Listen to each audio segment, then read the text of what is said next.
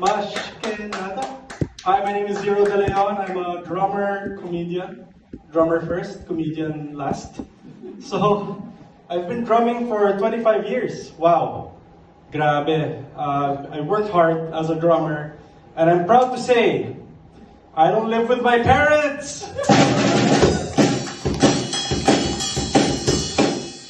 Plus, my mom lives with me.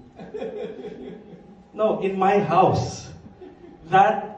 It's in my name. The house, the title, it's in my name, it's my house.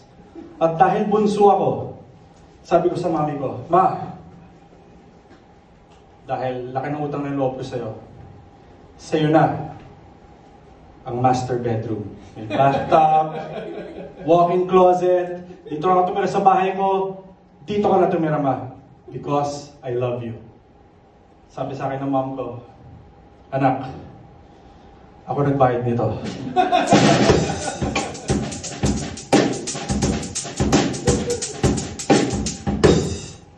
Pero may kwenta naman ako musikero. I mean, imposible naman wala akong ipundar, no? Sa 25 years, ng dami kong album, dami kong Spotify, dami kong kung ano-anong exposure. By the way, guys, hindi tinatanggap yung exposure sa hospital, ha? Ang dami kong exposure.